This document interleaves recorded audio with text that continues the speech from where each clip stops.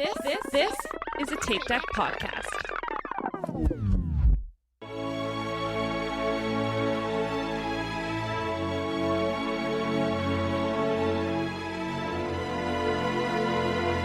right, no countdown.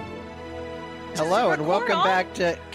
I'm in the middle, and Doug is very professional, and Michael's trying to keep us cool. Hello and welcome back to Inside the Rudder Studio. This is your host, Tom, and with me, as always, are Aaron, Michael, and Diana. Hello. Hello. You guys. Here it comes. Seldom are we at a loss for words because we just, ramble, but we are in the presence of greatness. Oh. We are humbled. We are very happy to have our friend Doug with us. Hi, Doug. Hi. Thanks for having me. Doug is a fellow podcaster, and I'm hesitant to say that because it's like a David and Goliath thing, right? It's like I don't know if that's the right analogy. We're not trying to take each other down. Yeah. It's like, we are. I am very pro automobile and exhaust Oh. and anti environment, Anti-pedestrian. anti pedestrian. No, I'm kidding. The audience can't see this, but Tom is recording while driving right now. Yep. Eyes on the road, buddy. Eyes on the road. I have a giant Hummer, and I'm just burning fuel, and I'm not watching where I'm going. Anyways, we're joined by Doug. Hi, Doug. Hi. Yeah, this is awesome. To be fair, I probably listen to you guys more than I listen to episodes of my own podcast because I hate the sound of my own voice. So I probably won't listen to this episode, but yeah, just... That's very fair. Very fair. Yeah. But I love you guys. You guys are great. So Doug, you know the drill. We're going to ask you some running related questions, some non-running related questions, and get to know you. But before we do, we've said your name 1,000 times, but do you want to kind of tell us about yourself and maybe even plug that small side project you have going on? Yeah. So my name is Doug Gordon. I live in Brooklyn, New York, in Park Slope, and I'm the co-host of a podcast called The War on Cars, which might cause some of your listeners to immediately turn this podcast off, but please don't. We take a look at the automobile and sort of like history, culture, safety, politics, and sort of tackle the question of like, are there just too many cars in the United States, especially, and what have they done to society and the environment and the planet and all the rest? And our lack of infrastructure. Right. Yes, exactly. And so that's sort of like I guess you could call professional side of me. But yes, I'm also a runner. I've run 6 marathons. Walt Disney World this past few weeks ago was my 6th marathon. And I've done half marathon at Disney, Springtime Surprise, and this past marathon weekend, the Goofy Challenge. And that's how I met Aaron and Michael. Lovely. So you sent us feedback probably for one of the first times in full for our year-end review. And I think that's when we, you had been following us on the Instagram, but then I guess we looked you up specifically and found out that you had this podcast, and Michael fell in love with you immediately. It was like this moment that he had where he was like, oh my God, I think that we're soulmates. I think Aaron, when I met you before the half at Disney World, you said, "Oh man, I think Michael said you're his spirit animal." That's what you said. But the thing about it was, then I started looking up your podcast, and then I found like an article, on Lyft.com, and then I found another article, and I'm like, oh wait, this podcast is like legit. Like they have like a lot of like an actual. I'm like, we are not worthy of this. of this. No, you're selling yourself short. You guys have kept me company on many, many runs, and there's nothing better for running than having a smile on your face while you're working your way through it. So that's why I'm a fan, and that's why I was like, oh my God, there's Aaron at the half. I need to introduce myself. So, yeah. Yeah, I was explaining to someone earlier, I forget who we were talking to earlier, and I said, well, so it's called The War on Cars. I said it's very informative, and I would say proactive. I said, now imagine if I was doing it, it would be just stories of me accosting drivers in front of the house. Yeah, I don't do that. So yeah, I should probably explain the title for your listeners who are like, the war on cars. Why do you need a war on cars? So, I'm a safe streets activist here in Brooklyn. I do a lot of like pedestrian and cycling advocacy. And in my experience, and this is true, I think pretty much everywhere, if you take so much as like one parking space in a city and say like, hey, maybe people shouldn't die here. We are going to put in a protected bike lane, or like, we're going to make bus service better. People will accuse you of waging a war on cars. Yeah. And lots of like, it's sort of like the war on Christmas. Like, God forbid you say happy holidays to people at a department store. You're accused of waging a war on Christmas. So it's kind of that sort of political or culture war sort of rallying cry. So that's we purposely named our podcast something a little tongue in cheek. Yep. Love it. I love that. But it's like if you want to like learn more about what is going on with changing infrastructure and things like that, it's like so informative. It's amazing. Yeah, and I'll say like we also just do kind of fun stuff. Like every year we do a Super Bowl episode where we analyze the ads, the car ads mostly on the Super Bowl, and what they say about sort of America, consumption, and politics, and all of the above. Meanwhile, Michael just yells at people in crosswalks, like really angrily. That's how it starts. That's how it starts. You do that, and then like 10 years later, you're hosting a podcast called The War on Cars. Well, I'm still trying to get my stop sign, like my yield to pedestrian sign, back inside of my crosswalk. Oh, it showed up. It showed up. Oh, did it? I did complain to the town. I have been complaining to the town multiple times now. Anyway. We're changing this podcast a little too much from a running one. Yeah. Tom, get us back on track. Tom can't get us back on track because he's looking at his phone. No. My dog. Yeah, they haven't started yet. Our dog just laid down, and Aaron, he's like on my hand. His like little head is resting on my hand, so now I have one arm. But we're gonna because you're not allowed to. You cannot move that arm now. It is. You saw how cute this was. Yes. So we're gonna jump into our questions, and Diana's got our first running related question. I do. Are you a morning, midday, or evening runner? Morning, no question. I run with a training group on Tuesdays, and we meet at 6:30 in the morning. So I'm up at like 5:30 to get ready to get out the door. Morning. Nice. What was the worst day you can remember, running, racing, or otherwise? Usually the worst days are often the best days in the end, because then you have like a really good story to tell. I don't have that many great stories, but I ran one of the Brooklyn half marathons last year, and it just basically, I woke up and it was raining, and I got to the start and it was raining, and it was cold. It was like low 40s. And then we just stood in the corrals for like half hour or longer, and it was raining. I think I took like the longest porta potty break I've ever taken. Yep. Just to get a few extra minutes of warmth, which is disgusting. And and then as soon as the race started, it stopped raining, and then I was just wet the entire time. Oh God! But I'd now rather continue running in the rain than running wet, like pre-rain. Like it's. But now you have a story. Yeah, I think that's what life is about. Exactly. No good story starts with like everything was perfect. That is true. Yeah. So what is your favorite piece of running gear? Yeah, that's a great question. My favorite I have a very large head. And so no running hats fit me. Like the stuff you might get at an expo, nothing fits me. And there is literally a site called like bigheads.com or something like that. Oh, really? That sells hats. And I found like the one black running hat that fits me perfectly. So when it's sunny, when it's really hot outside in the summer, that's what I wear. We're going to have to get a link for that, because we have a couple of friends, Matt true. Frumpa, and I know Sandy Began had to return their hats that we because their hats were too small, and then we tried to trade them out for like the opposite of whatever they ordered from the virtually live race last year, and both of them were like, nope, none of these hats work. Oh no.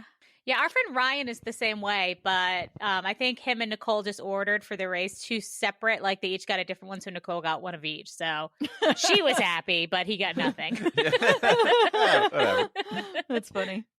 All right. Have you ever worn a costume for a race and or worn matching outfits with friends? I've never worn a costume for a race because I have been slowly dipping my toes into the Run Disney waters. Like last year, 2023, I ran the half and I thought like, I can't wear a costume for a half marathon. So I wore like a kind of Disney bounding, I wore Mickey black shirt, red shorts. I had yellow sneakers. So that all worked out. And then I kind of, for Goofy this year, I was running the half and the full. And I thought, oh man, I remember running the half and some guy ran by me and he was wearing like, I don't remember what the costume was, but it involved essentially like full-on adult footsie pajamas, like the zip up. And I looked at him and I said like, wow, that's amazing. And he said, I want to die. I just, for the half and the full, I wore my Mickey Disney banding thing. And then for the full, because it was Goofy, I wore like orange and blue, and that worked out pretty well. We're gonna get you into the costumes. I'm gonna get you into a matching. I'm in the costume. shallow end. By this time next year, if I do Dopey for the 5K and the 10K, I will be wearing a full-on costume. Are you doing? Is that your next Run Disney? If the registration gods shine their benevolence upon me, I will hopefully do Dopey. Yeah, okay. I really want to do it. Have you heard of the Dopey to Ultra pipeline? I did. Michael really tries to put this one out there. There was a guy in the corrals, I think his name was Michael, who was trying to sell me on this. I think he said something to the effect of, "You've already done the training." Yeah, it's fair. Yeah. Right. All right. I think I've got our last running related question. Oh, this is always interesting. If you had to run a race that was all uphill or all downhill, which would you choose? Uphill, without question. So I have bad knees. I've had a stress fracture in my hip, and so those downhill sections of like the Run Disney races, like down a highway off ramp or like the tunnels and things like that. I will walk those even if I'm not doing a run walk segment at that moment. And here where I live in Brooklyn in the park, there's like some really great hills and I just love going up those. I don't know. My body is more built for going uphill than it is for downhill. So definitely I would do an all uphill because I would walk the downhill the entire way. There you go.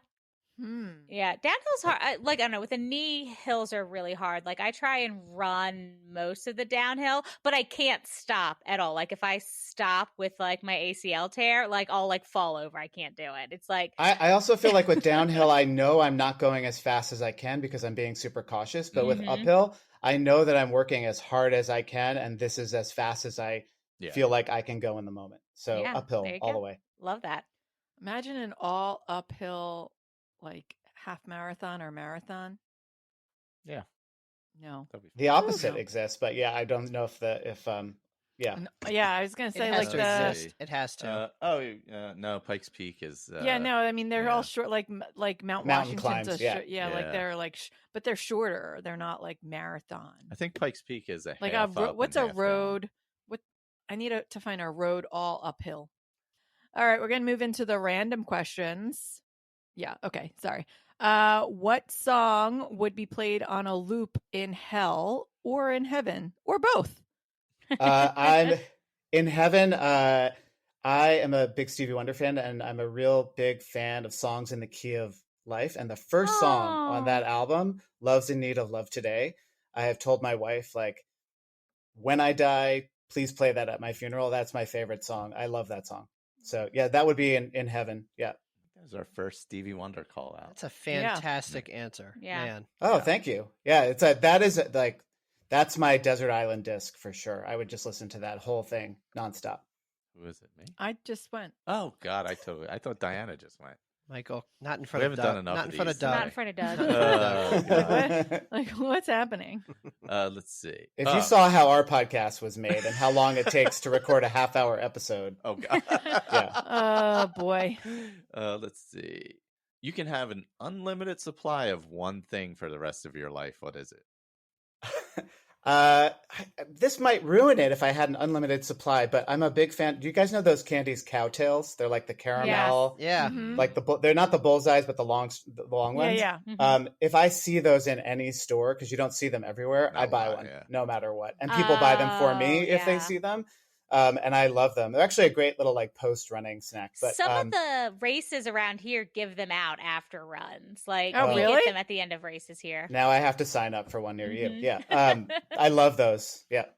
I haven't Yeah. had a cowtail, and I don't even know. Yeah, I think they Since I had was them a at kid. the end of the Bay Bridge run, and there was one other one that had them as well this year. I don't know that I've even seen them anywhere anytime recently. Well, this is why So, I'm like- wondering if it would ruin it if I had a lifetime, like, unlimited Yeah, supply. that yeah. wouldn't be. Yeah, But it is Fair. kind of special when I see it. But yes, I love Yeah. those. Yeah.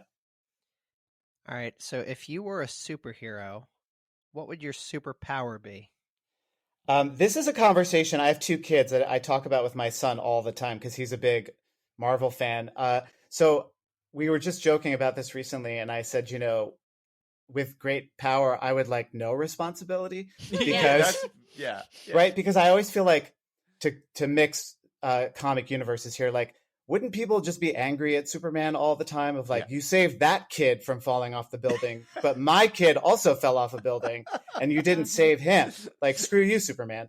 So the only superpower I would want is flight, but for totally selfish reasons. Because I would just like fly to Paris, or like I would like go down to Disney World or go to California. Like I just want it for purely selfish. I don't want to be able to carry anybody else.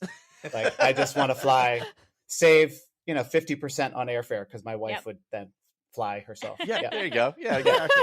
Yeah, You wouldn't even fly your wife. I don't want to carry like any because if I fly her, if I carry her, then it's like, well, why aren't you catching falling children? So yeah, exactly. Yeah. Sorry, I can't carry one person. No, sorry, that's it. Yeah, I can only fly myself. I can't stop anything. I can't save anybody. Yeah. Can you imagine the fight that you're in for when she arrives with all of your luggage? Like, what are you doing? Right. Yeah. Like, what are you carrying? Suitcases? No. Yeah, Like, exactly. Yeah. Maybe the compromise is that with the money I'm saving on flights, she flies first class every There time. you go. Yeah. There you go. Well, Oh, God. All right. What band or artist would you be embarrassed to admit you listen to? I'm never embarrassed to it. I don't believe in like guilty pleasures. Like if you like something, just admit it. Whenever I have the Bee Gees, they'll come up on my running mix, and Nights on Broadway. Do you guys know that song? Yes. It's like from the SNL sketch with Jimmy Fallon and Justin Timberlake. That was a song that would play. Yep. And I feel like that's actually kind of the perfect running song. And it's just so catchy. So I'm not embarrassed to admit it, but I think it probably would for a lot of people qualify. Like my wife and I went to Vegas and we saw Barry Manilow in concert, and that was amazing. All the things that people would categorize as a guilty pleasure, I enjoy. Yeah, I feel like the Bee Gees definitely went through that era, like when we were growing up, of being guilty pleasures, like post-disco. But then I feel like people appreciated them later. You got to watch the HBO doc on them It's if you haven't so seen great. it. Yeah. Oh, yeah, I do have to love- watch. Yeah. I love the Bee Gees, and I made Tom watch that doc because he's like, I don't know anything about them, and everything was blowing his mind, like all the stuff they wrote. And then So he was many like, things. Andy Gibb was a thing, so then I had to like, explain Yeah. Andy Gibb to him. Well, I remember Andy Gibb. No idea. Old enough to remember Andy Gibb. Yeah, so. he's got I that feel one like big hit Diana song. spends Yeah. a lot of her time explaining things to Tom. Yeah. that's true. We have very different like pop culture references. Like he knows a lot about stuff I don't know about. Yeah, that's funny. All right. If you could go on a dream vacation, where and what would it be? New Zealand. I went there with my wife as a like delayed honeymoon, like almost a year after we got married. I've been working in freelance TV production for a long time, and I had finished a job. It was like Thanksgiving, and usually it's hard to find another job like at the end of the year. And we were already planning to go away, so we went for a month, and I could have stayed for years. So I've my always God. wanted to go back, even more than other places I haven't visited yet. So New Zealand, if I could just go and like hike and go to the beaches, it's like, if you're a Lord of the Rings fan, like it's just beautiful Yes. looking, and it's even more beautiful in person. So I would go back there in a heartbeat. I would fly there myself and send my wife on fishback. Yeah. 2 people ago that we just had on, we just literally had the same conversation about going to Hobbiton. I've been. It's pretty awesome. Oh, you've been? See, when we were there. We are putting it on our bucket list of things that, because we're big Lord of the Rings. I actually am holding a Lord of the Cats, the Fellowship of the Ring mug right now. That if somebody sent this to me who happens to be listening, I would like to know who sent this mug to me, because it is beautiful. Very perfect for me. But yeah, New Zealand's always been high up on our list too. Yeah, it's amazing. So now we move into the James Lipton Memorial questions. And then the first one, as always, is what is your favorite word? As a runner and a parent, my favorite word. Sorry, I thought you were gonna say least favorite. My favorite word actually is anthropomorphic. I love the way it sounds. Yeah. And I love what it describes. And actually, I guess that's pretty relevant for like a Disney fan community of like taking inanimate or non-human things and giving them human characteristics. So I love the way the word just sounds. And then the least favorite word. Oh, yeah. So least favorite. This is what I was ready to jump in on. Just. I hate the word just. Not in the sense of like justice, but like, first of all, in the context of running, the folks, right, at Marathon Weekend, like, I just ran the half. Guilty. I just ran the 10K. Yes. I just ran the marathon. It's like, well, I don't know. That's pretty amazing regardless. Yeah. The only event you are doing this weekend is... And only in the Run Disney community, the only place that you hear that in the community is the Run Disney community, because you're just doing the marathon as opposed to doing Dopey. It's a weekend. Because you're doing everyone who's doing Dopey, you'll hear I'm just doing the marathon. Like if you're on only somehow only. that like But I also just don't like just as a parent, because like as a parent you always hear come upstairs, it's time for dinner, come on, no, just a second, I'm just doing this, I'm just that. So if I never hear that word again, I'd be happy. That's funny. All right, Doug, other than the American automobile, what turns you on? Driving. No.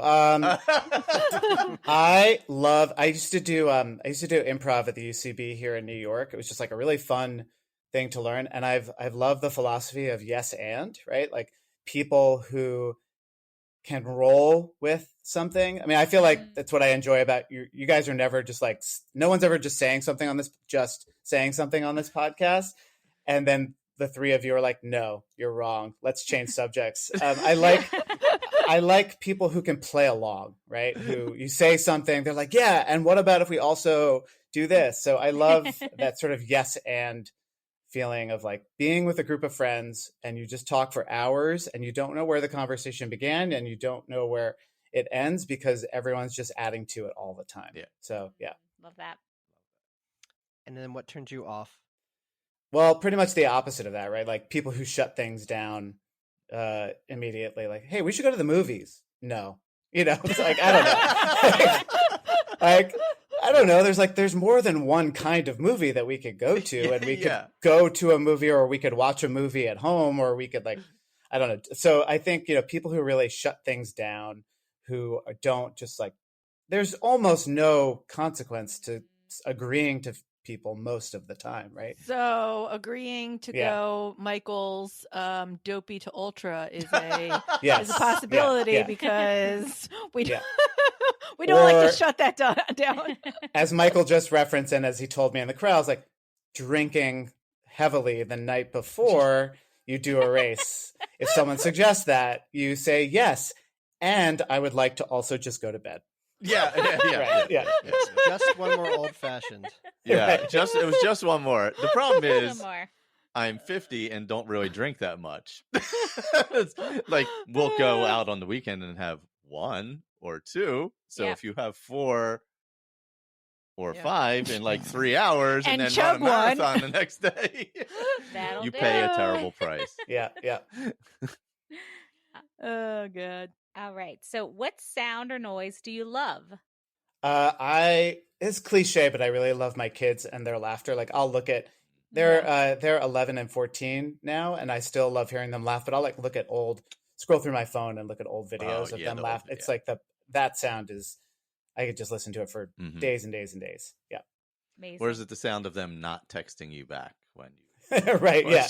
Or saying, I'm just finishing up. I'm just one more game, Dad. Can I? Yeah. I'll be right down. Yeah. And then they don't come down for like 20 minutes, and you're like, what is happening? Yeah, exactly. Yeah. And then, what sound or noise do you hate? Oh, I have to be really on brand here and say honking. I was gonna say honking. Yeah, it's honking. It is such like we were in Vancouver over the summer, and it was amazing how quiet the city is. Well, yeah, because I think we've said this story. Like it was like day 2 we were there, and Michael was like, "Do you hear that?" And I'm like, listening, and I'm like, I don't hear anything. So I'm like, what? What are you talking about? He's like, that's exactly what I mean. It's so quiet. Yeah, and it's like New York is an outlier in so many ways. Like even by American standards, the honking is just crazy. Oh, yeah. And yeah, that experience. I was in Berlin, and then I was in Amsterdam in the fall, and it's like that experience of you're sitting in your apartment and the refrigerator goes off, and that's when you finally notice that the refrigerator was even on. And it was like 2 or 3 days after I got to Berlin. Like, I haven't heard a single person honk in 2 or 3 days, and then like yell out their window. Right. And then I remember flying back, and as soon as I stepped out the doors at JFK, honk. Yeah. So USA. Anyway, it was very strange. And like you said, it took like 2 or 3 days. We were in the middle of we were in the middle of the downtown, like busy, hectic, like crazy work day. This is where I plug I say this all the time. Cities are not loud. Cars are loud. And anybody who's ever been to like a European downtown will know that that's true. Or Vancouver, for example, as you said. So yeah, cars are loud. All right. Tom's giving me the death stare right now. No. I'm kidding. He's going to go out and roll coal. He's Googling my address, and he's just going to lean on his horn outside. No, I got a friend that lives in Brooklyn with his wife and daughter, and he's from Maryland, but he's GIS. He like does a lot of like mapping, and like I'm like, I should connect you two because you guys would hit it off. Yeah, please. So quickly. It'd be amazing. That'd be great. He did the map for the Great Saunter last year, right? Yeah. Oh, I saw some. Oh, yeah, the Great Saunter. That's pretty awesome. Yeah, he like publishes studies on like, they tracked like taxi routes throughout Manhattan. Like, it's just fascinating. Like, I'm too dumb to tell you how cool he is. So I'm just going to connect you two, and then you guys can please totally geek out because he's he's very smart. Funny. Nothing I like more than that. Awesome. And what is as those loud honking cars go by, what is your favorite curse word to swear at them with? My favorite curse word is quad.